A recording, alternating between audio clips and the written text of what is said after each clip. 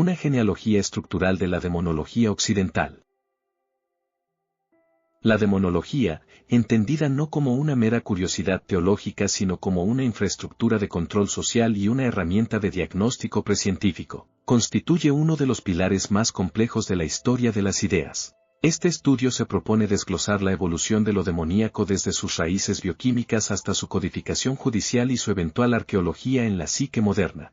A través de este análisis, se observará cómo el ser humano ha externalizado sus crisis biológicas y políticas mediante la construcción de un panteón de sombras que, paradójicamente, ha servido para iluminar las obsesiones de cada época. La base de toda creencia en lo sobrenatural reside en la experiencia física de lo inexplicable. Antes de que el demonio fuera un párrafo en un código inquisitorial, fue un espasmo, una alucinación o una necrosis que desafiaba la lógica cotidiana del mundo antiguo y medieval. Esta primera capa analiza cómo la patología y la farmacología accidental proporcionaron el gancho empírico necesario para que la demonología fuera aceptada como una verdad biológica.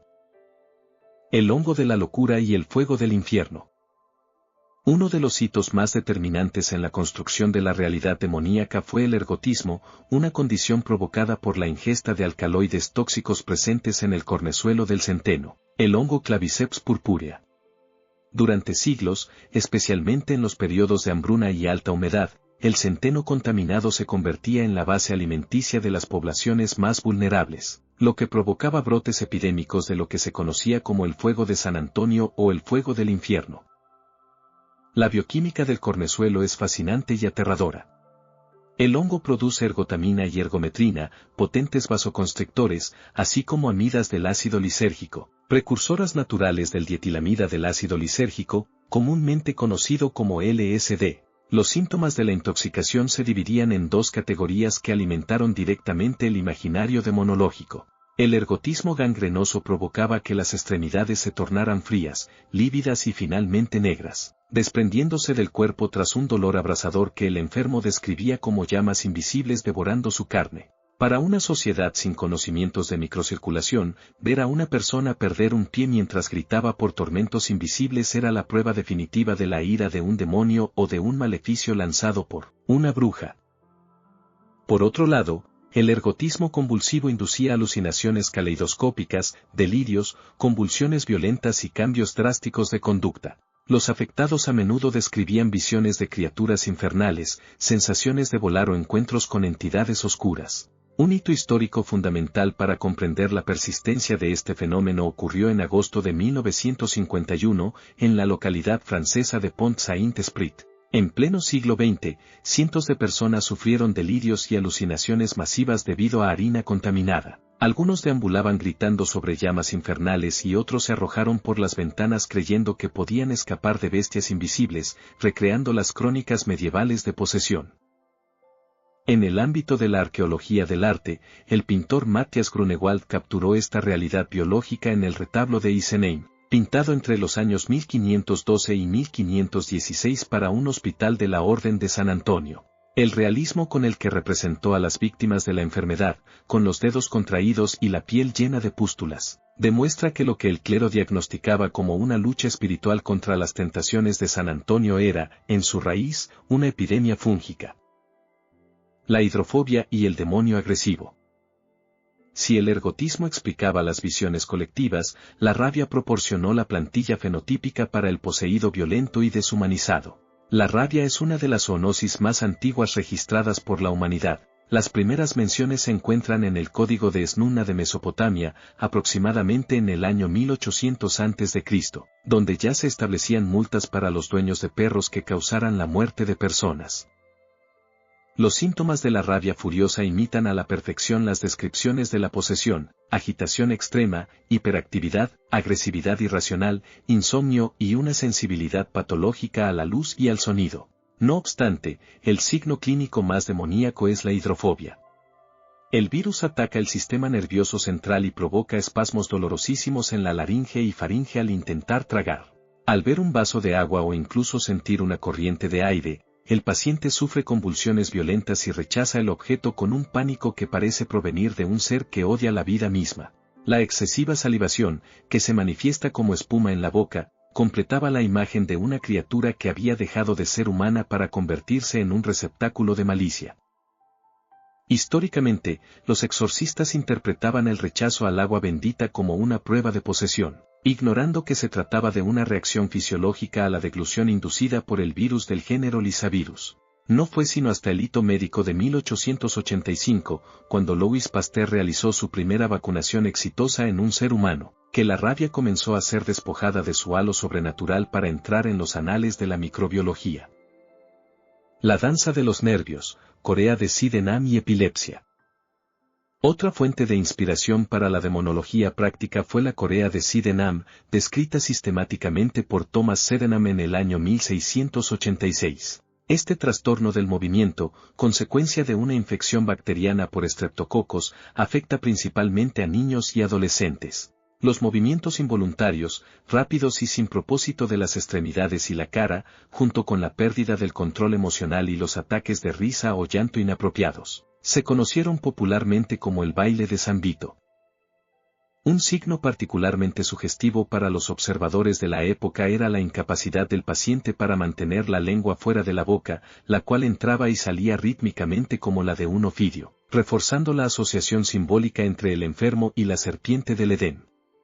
La epilepsia, por su parte, ha sido la enfermedad sagrada o el mal demoníaco por excelencia. Las crisis tónico-clónicas, con pérdida de conciencia, mordedura de lengua y convulsiones rítmicas, fueron interpretadas durante 1800 años como el momento exacto en que un espíritu maligno sacudía el cuerpo del afligido. El hito de la disidencia, Johann Guille y el fracaso de la razón. En este contexto de sombras biológicas, emerge la figura de Johann Guille, un médico neerlandés que se convertiría en un hito de valentía intelectual. En el año 1563, publicó su obra cumbre, De Praestigiis Daemonumet Incantationibus Ace Beneficiis, sobre las ilusiones de los demonios y de hechizos y venenos. Guille fue el primer facultativo en proponer una crítica médica exhaustiva a la caza de brujas, argumentando que las confesiones obtenidas bajo tortura carecían de valor científico y que los fenómenos descritos eran producto de trastornos mentales. Guille introdujo el concepto de melancolía para explicar los delirios de las mujeres acusadas de brujería. Sostenía que el demonio no actuaba otorgando poderes reales, sino manipulando el espíritu de las personas vulnerables a través de alucinaciones. Su hito, sin embargo, fue un fracaso social inmediato. La Iglesia Católica incluyó su libro en el índice de prohibidos y figuras como el jurista Jean Bourne lo atacaron ferozmente. A pesar de morir en la pobreza y el ostracismo en el año 1588, el trabajo de Guille sembró la semilla de lo que siglos después sería la psiquiatría moderna, demostrando que detrás de cada demonio suele haber una patología esperando ser comprendida. El desarrollo de la infraestructura. Para que la demonología dejara de ser una serie de interpretaciones médicas aisladas y se convirtiera en una fuerza histórica, fue necesaria la creación de una infraestructura institucional, jurídica y literaria. Esta capa examina cómo la jerarquía eclesiástica y el poder secular construyeron un sistema para administrar el miedo y procesar la disidencia bajo la etiqueta de lo demoníaco. El giro jurídico de 1316, el hito de Juan 22. Si bien el concepto del demonio es tan antiguo como las religiones monoteístas, la demonología como disciplina institucional nació entre los años 1280 y 1320. El hito fundamental de este periodo fue la labor del Papa Juan XXII, quien gobernó desde 1316 hasta 1334. Antes de Juan XXII, la creencia en brujas que volaban o en pactos con el diablo se consideraba a menudo un residuo de paganismo que debía ser corregido mediante la penitencia, pero no necesariamente un crimen capital. Juan XXII transformó esta percepción al elevar el culto al demonio a la categoría de herejía activa. Bajo su auspicio, se nombraron comisiones para determinar que la invocación de espíritus malignos no era solo una superstición vacía, sino un acto deliberado de traición contra Dios que requería la intervención de la Inquisición. En este contexto, el teólogo franciscano Enrique de Careto formuló una teoría que cambiaría el curso de la historia, la analogía del sacramento satánico. Careto argumentó que, al igual que los sacerdotes consagran el pan para que se convierta en el cuerpo de Cristo, los hechiceros realizaban actos de homenaje que convertían objetos e imágenes en vehículos reales del poder demoníaco. Esta innovación conceptual permitió a los jueces procesar no solo los pensamientos, sino los actos físicos de los sospechosos, creando la base doctrinal para el concepto del pacto diabólico. El manual del inquisidor y la arquitectura de la sospecha. A medida que la infraestructura legal se consolidaba, aparecieron los primeros manuales operativos. Nicolás Eymerich, un dominico gerundense nacido en 1320, escribió en 1376 el Directorium Inquisitorum, Directorio de los Inquisidores. Eymerich fue un personaje ambivalente, un intelectual de gran cultura pero de una rigidez que lo llevó a ser destituido de su cargo por su excesivo celo. El hito de Eymerich consistió en sistematizar los procedimientos de interrogatorio y permitir que la tortura se aplicara de manera liberal. Fue el primero en encontrar un vacío legal para evitar la prohibición de torturar a un sospechoso más de una vez. Eymerich interpretó que cada nuevo cargo de herejía permitía una nueva sesión de tormento, una lógica que garantizaba la obtención de cualquier confesión deseada. Su manual fue el precursor directo de la obra más infame del siglo XV. En el año 1487, los inquisidores Heinrich Kramer, también conocido como Institoris, y Jacob Sprenger publicaron en Estrasburgo el Malleus Maleficarum o el Martillo de las Brujas. Este hito editorial fue posible gracias a la invención de la imprenta, que permitió que el libro se difundiera masivamente, alcanzando 28 ediciones entre 1486 y 1600. El Malleus no era solo un tratado teológico, era un manual de instrucciones para una carnicería judicial. Se dividía en 3 secciones. 1. La prueba de que la brujería es una realidad física y que negar su existencia es una herejía punible con la muerte. 2. Una descripción detallada de los métodos de las brujas, donde los autores volcaban una profunda misoginia, afirmando que toda brujería procede del apetito carnal, que en las mujeres es insaciable. 3. El protocolo procesal, que legitimaba el uso de la mentira por parte de los jueces e inquisidores bajo la premisa de que el fin sublime de salvar a la humanidad justifica cualquier exceso. Kramer, el autor principal, escribió el libro como un acto de venganza tras su fracaso en Innsbruck en 1484, donde las autoridades locales lo habían expulsado por sus métodos irregulares y su obsesión con la vida sexual de las acusadas. El hito del Malleus fue convertir una obsesión personal en una política de Estado que causaría entre 60.000 y varios millones de víctimas a lo largo de 3 siglos. Éxodo 22, 18 y el caso de Lucifer.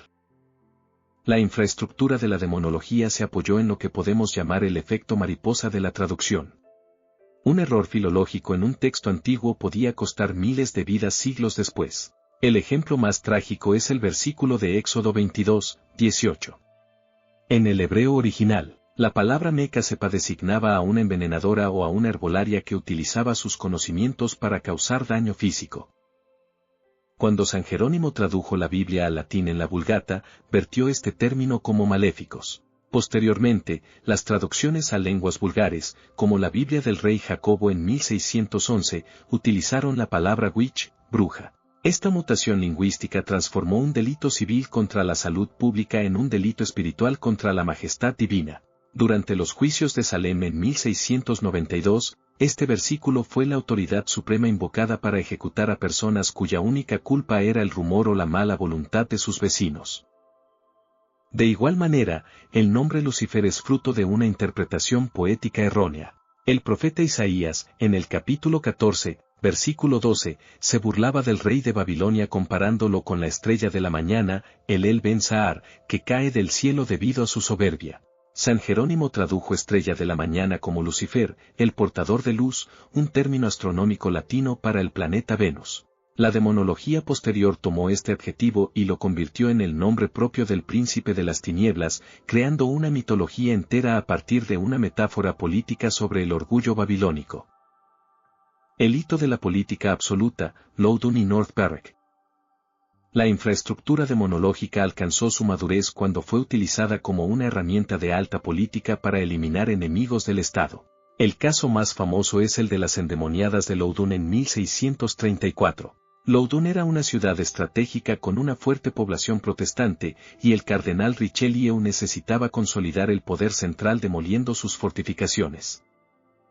El sacerdote Urbain Grandier, un hombre culto, apuesto y de vida libertina, se opuso a los planes de Richelieu. La infraestructura del poder aprovechó un brote de histeria colectiva en el convento de las Ursulinas locales. La superiora, Juana de los Ángeles, afirmaba estar poseída por demonios que habían sido enviados por Grandier.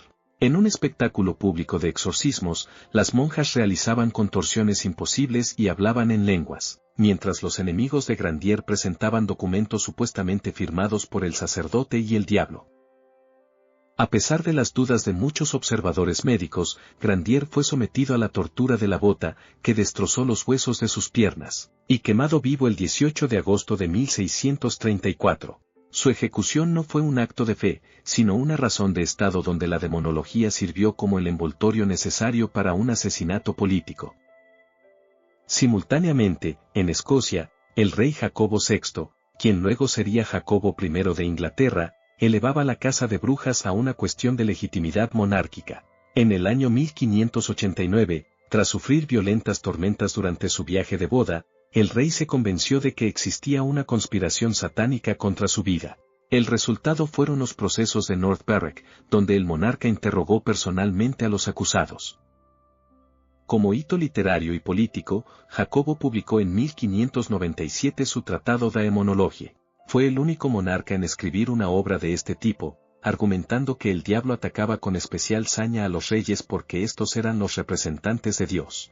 Su obsesión con las brujas no solo causó miles de ejecuciones en Escocia entre 1560 y 1707, sino que inspiró profundamente a William Shakespeare para escribir Macbeth en 1606, incorporando los rituales y la atmósfera de sospecha que el rey había institucionalizado. En la era moderna y contemporánea, la demonología ha dejado de ser una herramienta de ejecución física para convertirse en una disciplina de archivo, una estructura de eufemismos burocráticos y una exploración de la psique humana. Este cierre de ciclo representa la internalización del demonio. Crowley y la psicologización del abismo, el hito de 1904. A principios del siglo XX, el ocultista Aleister Crowley realizó un giro intelectual que marcaría el inicio de la demonología psicológica moderna. En 1904, publicó su versión del Ars Goetia, la primera parte de la llave menor de Salomón, un grimorio anónimo del siglo XVII que cataloga a 72 demonios que supuestamente el rey Salomón obligó a trabajar para él. El hito de Crowley no fue la práctica ritual en sí, sino el prefacio donde argumentaba que los 72 espíritus no eran entidades externas e independientes, sino porciones del cerebro humano. Esta interpretación se adelantó notablemente a los conceptos de Carl Jung sobre la sombra y los arquetipos. Para Crowley, invocar a un demonio como Baal o Marbas no era un acto de diabolismo, sino un experimento para estimular áreas dormidas de la mente y enfrentar los deseos reprimidos. Con Crowley, la demonología se convirtió en una arqueología del subconsciente. El padre Amorth y la burocracia moderna del mal.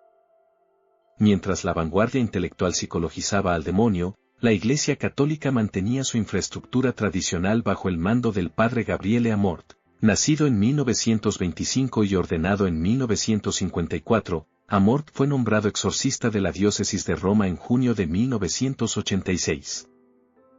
Amorth representa el hito de la institucionalización del exorcismo en la era de los medios de comunicación. En 1990, fundó la Asociación Internacional de Exorcistas, una organización que hoy cuenta con cientos de miembros en todo el mundo. A lo largo de su carrera, Amorth afirmó haber realizado más de 60.000 exorcismos, llegando a citar la asombrosa cifra de 160.000 en sus últimos años. Su figura fue polémica no solo por sus afirmaciones de que figuras como Hitler o Stalin estaban poseídas, sino por su crítica feroz a la propia jerarquía eclesiástica, a la que acusaba de haber perdido la fe en la existencia real de Satanás. Amorth insistía en que los casos de posesión real eran raros, menos del 2% de quienes buscaban su ayuda, y exigía que los pacientes consultaran primero con psiquiatras. Sin embargo, defendía que el ritual mismo era una herramienta de diagnóstico. Si la persona reaccionaba violentamente al agua bendita o hablaba lenguas muertas, la patología quedaba descartada para él. El hito lingüístico de 1999, el fin de lo pintoresco. Un momento crucial en la arqueología humana de la demonología fue la publicación, el 26 de enero de 1999, del documento de Exorcismis et Supplicationibus Quibusdam, Fue el primer gran cambio en el ritual de exorcismo desde 1614, y su lenguaje refleja la tensión entre la tradición y la modernidad. El nuevo manual eliminó las descripciones vívidas de Satanás que lo pintaban como una criatura monstruosa y deforme, optando por una definición abstracta, un espíritu sin cuerpo, sin color y sin olor. Este cambio fue denunciado por Amorth como una farsa que emasculaba el poder del ritual al prohibir los exorcismos en casos de maleficios o mal de ojo, fenómenos que la Iglesia moderna prefería ignorar. El hito de 1999 marcó la transición definitiva de la demonología desde el campo de batalla físico hacia el ámbito de la súplica litúrgica discreta. Al cerrar este recorrido, observamos que la demonología es, en esencia, el registro de las sombras de la humanidad. Desde los espíritus Edimu de Mesopotamia, que representaban el miedo a los muertos sin sepultura, hasta los 72 demonios de la Goetia que Crowley veía como neuronas activadas. Estas figuras han dado forma a lo que no podíamos nombrar. La infraestructura que comenzó con el Papa Juan XXII y culminó en los eufemismos burocráticos del Vaticano en el año 2021 nos muestra que el ser humano siempre ha necesitado una estructura para administrar el caos. Hoy, la ciencia ha reemplazado la mayoría de estas explicaciones, pero la demonología sobrevive en el lenguaje informático, en la psicología de la sombra y en un sistema judicial que aún no sabe cómo reconciliar la responsabilidad penal con la disolución de la voluntad. La historia de la demonología no es la historia de seres externos, sino la arqueología de nuestros propios miedos, fracasos y el deseo incesante de encontrar un culpable para el sufrimiento humano.